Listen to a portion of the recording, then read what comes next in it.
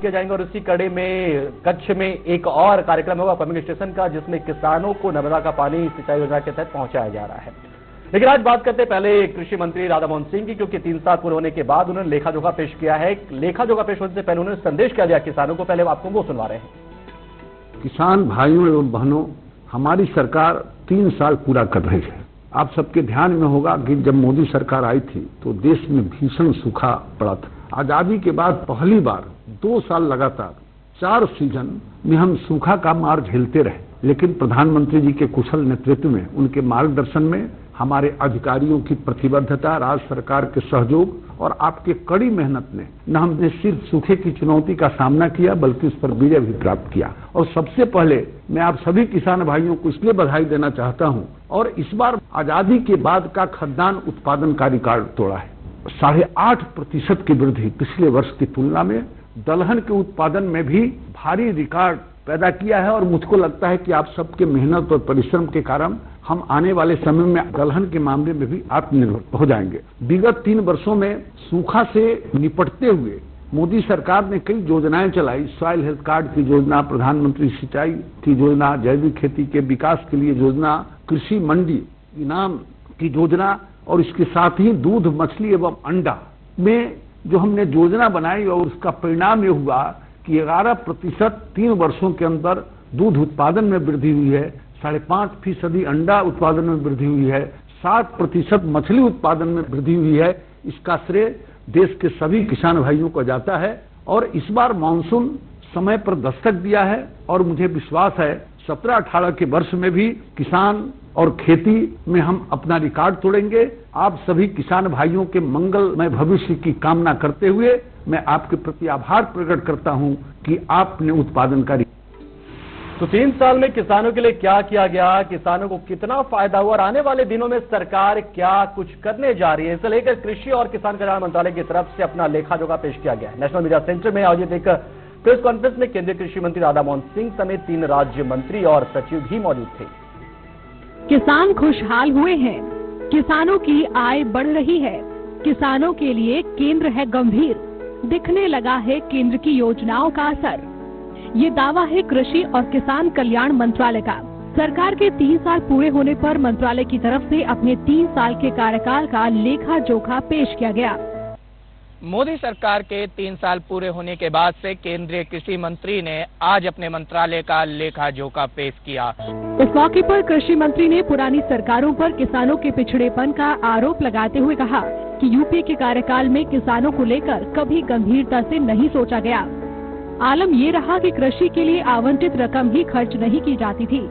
जाहिर है किसानों का कल्याण उस दौरान कैसे होता। उन्होंने पीएम मोदी का जिक्र करते हुए कहा कि पीएम खुद ही किसानों को लेकर फिक्रमंद हैं। ऐसे में बतौर कृषि मंत्रालय की जिम्मेदारी संभालते हुए उन पर एक नेचुरल दबाव अपने परफॉर्मेंस को लेकर रहा है। सरकार के पहले जो 3 वर्षों में जो बजटीय आवंटन था वो था 1,04,337 करोड़ का, लेकिन मोदी सरकार आने के बाद 4 वर्ष का, मोदी सरकार आने के पहले के 4 वर्ष का जो बजटीय आवंटन इस मंत्रालय का था वो 1,04,337 करोड़ था। मोदी सरकार आने के बाद इस साल को भी जोड़ के 4 साल का जो हमारा बजटीय प्रावधान है वो 1,64,415 करोड़ है, जो लगभग 57.58% है। 2 वर्ष लगातार 4 सीजन में आजादी के बाद पहली बार जो सूखा पड़ा, इसके बावजूद भी जो देश के अंदर जो हमारे कृषि वैज्ञानिक हैं या हमारे मंत्रालय के अधिकारी हैं, सबसे मिलकर तो हमने कई योजनाएं चलाई। प्रधानमंत्री जी का उसमें मुख्य रूप से मार्गदर्शन था, जिसके कारण जो चुनौती आई थी उसका भी हमने सामना किया। अभी कोई पूछता है कि मोदी सरकार के सामने सबसे बड़ी चुनौती क्या थी, तो हम कह सकते हैं कि आजादी के बाद जितनी भी सरकार हुई, कृषि के क्षेत्र में इतनी बड़ी चुनौती का सामना किसी को नहीं करना पड़ा। अपने कामकाज की जानकारी देते हुए कृषि मंत्री ने बताया कि उनकी सरकार लगातार इस पर काम कर रही है कि कैसे किसानों की आय बढ़ाई जाए।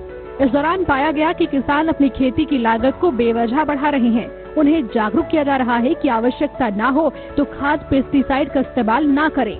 हमने किसान कल्याण के लिए जो हमने कुछ योजना बनाई थी, आखिर किसानों की आमदनी कैसे बढ़े, तो आमदनी बढ़ाने के लिए लागत कम करना, और ये लागत कम करने के लिए जो देश के किसान हैं उनको तो इस बात की जानकारी नहीं कि अपने खेत में कितना यूरिया देना है, तो एक तो जितना जरूरत है उससे ज्यादा देना, और दूसरा जो सबसे बड़ी बात थी कि यूरिया समय पर और उचित मूल्य पर उनको नहीं मिलता था।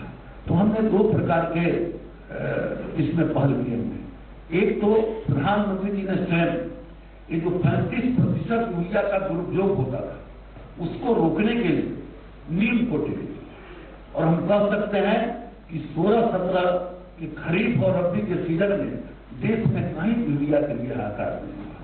और मुझे याद है कि 89 में मैं लोकसभा में आया था, तो शून्यकाल में जो पहला अवसर मिला था, हमने मांग किया था कि यूरिया का रेट हमारे क्षेत्र में मोतिहारी भेजा जाए, लेकिन पिछले वर्ष आपने देखा कि कहीं से भी उसकी मांग नहीं आई, उपलब्धता भी समय पर और उचित मूल्य पर किसानों को मिला। अपने 3 साल के कार्यकाल की कई उपलब्धियां गिनवाते हुए कृषि मंत्री ने कहा कि पारदर्शिता लाने की कोशिश की जा रही है, आय के दूसरे साधन विकसित किए जा रहे हैं और बिचौलियों को दूर कर किसानों को सीधा मंडी से जोड़ा जा रहा है। लेकिन सबसे बड़ा सवाल ये है कि सरकार के आने के बाद से क्या वाकई किसानों के अच्छे दिन आ गए हैं। कैमरामैन शशि के साथ निशांत राय, JK24/7 दिल्ली। तो देश ही नहीं, किसानों की भी नजर थी कि आखिर आज 3 साल पूरे होने के बाद केंद्रीय कृषि एवं किसान कल्याण मंत्री हैं राधा मोहन सिंह, वो 3 साल के अपने लेखे जोखा में क्या कुछ रखते हैं। हमारे साथ खुशी ग्राम के फाउंडर अजित कुमार हमारे साथ जुड़ चुके हैं, जो कि लगातार किसानों के संपर्क में रहते हैं, उनके लिए एक संस्था भी चलाते हैं कि कैसे किसान उन्नत हो, खुशहाल हो। अजित जी, बहुत बहुत स्वागत है आपका। धन्यवाद। अजित जी, एक बयान आपको सुनाते हैं पहले मंत्री जी का, राधा मोहन सिंह जी का, उसके बाद हम इस पर चर्चा करते हैं। तो हम चाहेंगे कि ये बयान सुनाया जाए। सबसे पहले हमारे प्रधानमंत्री जी ने जो आपदा राहत के जो मानदंड थे उसको भी बदलने का काम किया। जो 50% नुकसान पर उनको राहत मिलता था उसको कम करके 33% किया गया। फिर प्रति हेक्टेयर जो उनको मिलते थे राशि उसको भी 1.5 गुना करने का काम किया। तो किसानों को जो बीमा योजना का लाभ मिल रहा है, इस बात का खास तौर से जिक्र किया है राधा मोहन सिंह ने और कहा कि पुराने सरकारों के मुकाबले हमने जो नुकसान का प्रतिशत कम होने के बावजूद हमने उनको जो योजना का लाभ दिया है। हमारे साथ अजित कुमार जी जुड़े। अजित जी, जो प्रधानमंत्री फसल बीमा योजना है, क्या वाकई में उसका फायदा किसानों को मिल रहा है? क्या आपको पुराने सरकार के बीमा योजना और अब जो बीमा योजना चलाई जा रही है, दोनों में क्या फर्क आपको नजर आया है? काफी सारे मूल परिवर्तन इस पे किए गए हैं और किसानों तक रीच हो पाए इसके लिए काम किया गया है।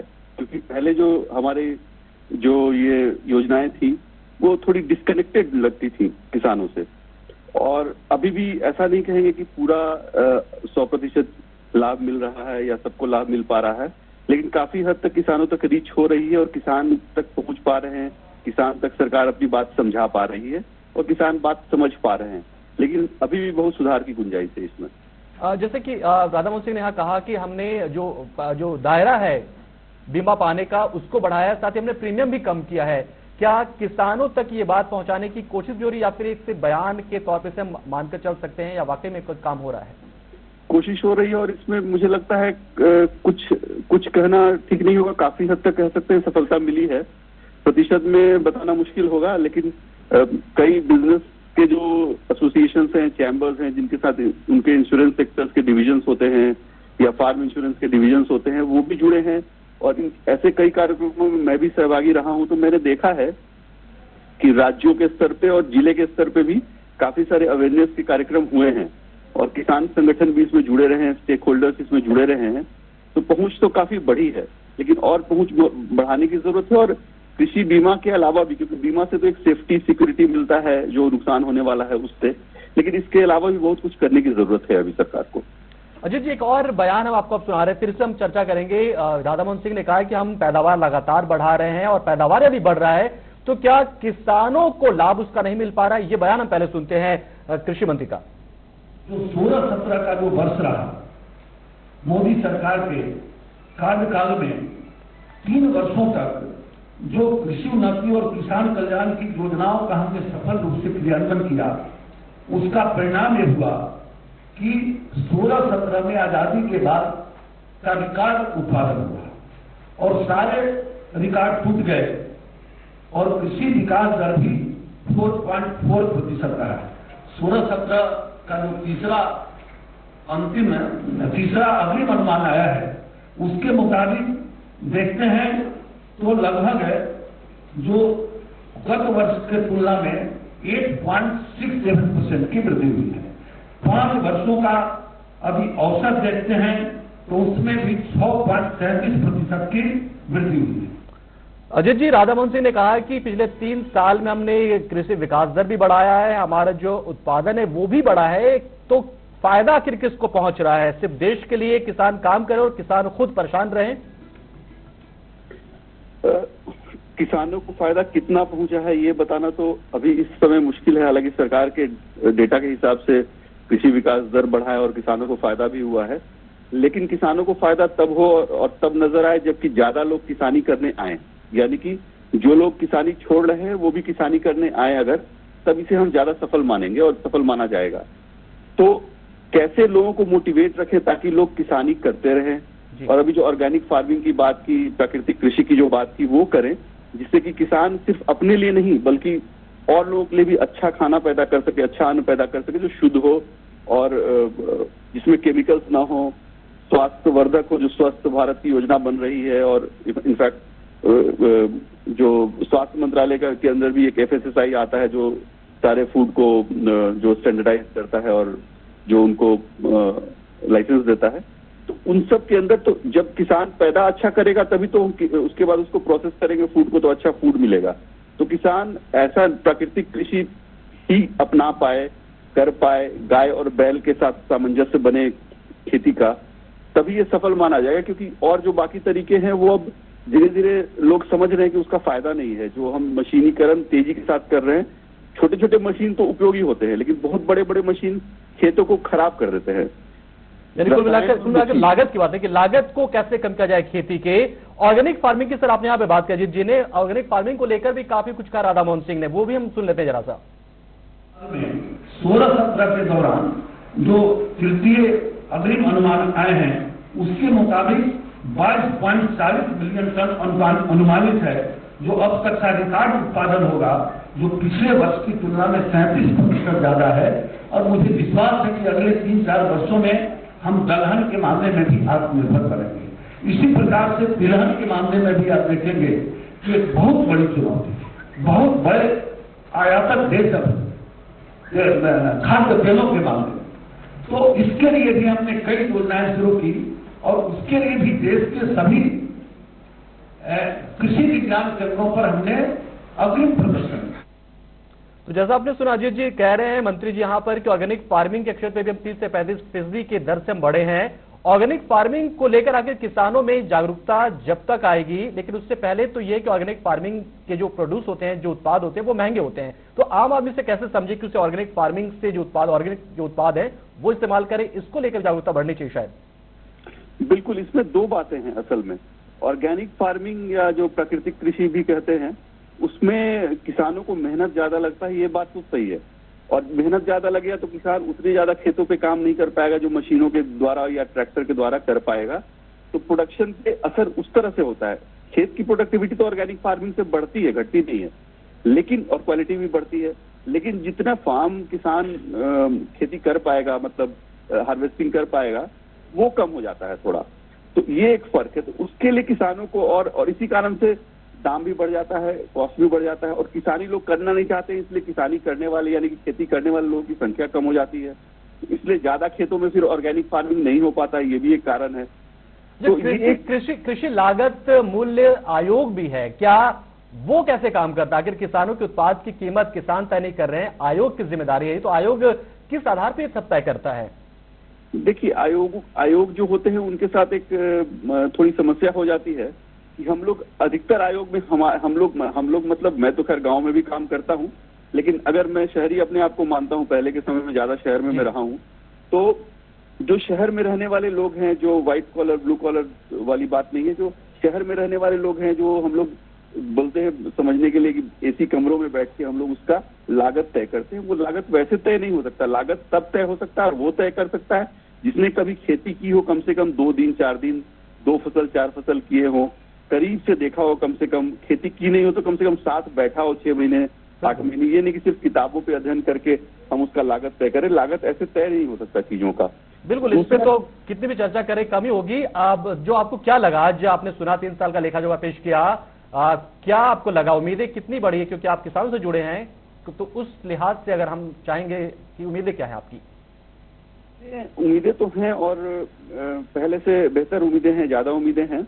2-3 चीज जो इन्होंने कनेक्ट किया है उसको और कनेक्ट करने की जरूरत है। एक गोकुल मिशन है जो आपने सुना है, तो गोकुल मिशन में देसी गायों के ब्रीड के ऊपर काम होता है। ये बहुत महत्वपूर्ण फैसला है, इसको काफी बढ़ाने और फैलाने की जरूरत है, क्योंकि ये बहुत लिंक्ड है। गाय, बैल और खेत, ये तीनों आपस में बहुत क्लोजली लिंक्ड हैं और इसी कारण से हमारी खेती अच्छी रही। इसी कारण से हमारे अभी भी सबसे फर्टाइल लैंड है। हमारे खेत अब खराब होने शुरू के हुए जब हमने उसमें केमिकल रसायन डालना शुरू किया। तो अगर बचाना है तो ये तरीका है। और उसके साथ क्या है, किसानों की और भी आमदनी बढ़ जाती है जब उसके पास गाय हो, क्योंकि गाय सिर्फ दूध नहीं देती है, गाय का गोमूत्र, गोबर बहुत इस्तेमाल होता है। गोबर अगर और गोमूत्र अगर देसी गाय आपके पास है तो आपको खेतों में कुछ और खर्च करने की जरूरत नहीं, आपकी लागत ही कुछ नहीं है। आपकी लागत सिर्फ गाय और बैल को खिलाने की लागत है, उसके बदले आपको दूध भी मिलेगा और अच्छा स्वास्थ्य भी मिलेगा, जो आसपास के लोगों का स्वास्थ्य अच्छा होगा। और एक और बहुत मजेदार बात, बिल्कुल अजीत जी, आपके साथ हम फिर जुड़ेंगे और लगातार आपसे चर्चा करेंगे, क्योंकि जय किसान का मकसद, एक मिशन है कि हम किसानों के अच्छे दिन लेकर। बहुत बहुत शुक्रिया हमारे साथ जुड़ने के लिए। लेकिन लगे हाथ आपको हम एक और बयान सुनाते हैं कृषि मंत्री राधामोहन सिंह का, कि उन्होंने आज क्या कुछ खास कहा ऑर्गेनिक फार्मिंग को लेकर, जिसको लेकर लगातार देश में बहस भी छिड़ी हुई है कि ऑर्गेनिक फार्मिंग की कीमतें ज्यादा होती है लेकिन ये अच्छा होता है स्वास्थ्य के लिए, बावजूद लोग आगे नहीं बढ़ रहे, लेकिन देश में धीरे धीरे ऐसे लोगों की संख्या बढ़ रही है। क्या कुछ कहा कृषि मंत्री ने ऑर्गेनिक फार्मिंग को लेकर, वो हम आपको सुनाते हैं। हमारे प्रधानमंत्री जी ने स्वयं पहल की और जैविक खेती के विकास के लिए परंपरागत कृषि विकास, हमने पहले वर्ष में 300 करोड़ रुपया दिया, फिर दूसरे वर्ष में दिया, तीसरे वर्ष में भी दिया और चौथे वर्ष में दिया है। और 10,000 क्लस्टर बनाने का जो मेरा लक्ष्य है वो पूरा हुआ। और आज हम कह सकते हैं कि 2016-17 के मार्च तक ये जो है 20 लाख हेक्टेयर में जैविक खेती हो रही। लेकिन इसके अलावा जैविक मूल्य श्रृंखला नाम की एक नई योजना हमने शुरू की 15-16 में। 3 वर्षों के लिए 400 करोड़ रुपया लगाकर ये काम हमारा पूर्वी राज्यों में अलग से चल रहा है। जैविक खेती के लिए परंपरागत कृषि विकास योजना देश के सभी राज्यों में, पूर्वी राज्यों में भी है। इन पूर्वी राज्यों के लिए एक अलग से जैविक मूल्य श्रृंखला विकास मिशन करके ये योजना हमारा देश में चल रहा है। तो लेखा जो को पेश किया, लेकिन कुछ और अहम खबरें आपको दिखाते हैं फटाफट अंदाज में। राजधानी रांची में राष्ट्रीय किसान मोर्चा कार्य समिति की 2 दिनों की बैठक में किसानों और उनकी जमीनों के हो रहे अधिग्रहण पर हुई है चर्चा। बैठक में शामिल हुए मोर्चा के राष्ट्रीय अध्यक्ष वीरेंद्र सिंह बस ने कहा कि विकास अपनी जगह से, लेकिन खेती वाली जमीनों का अधिग्रहण कम से कम होना चाहिए।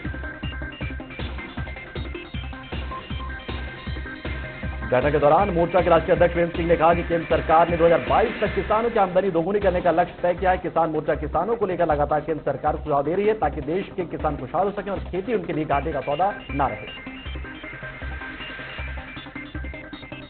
वीरेंद्र ने इस दौरान क्या कुछ कहा वो आपको सुनाते हैं।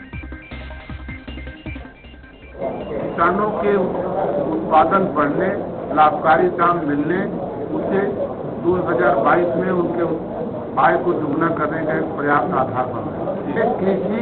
कृषि का क्षेत्र और उद्योग का क्षेत्र दोनों विकास के लिए आगे बढ़ते रहना चाहिए।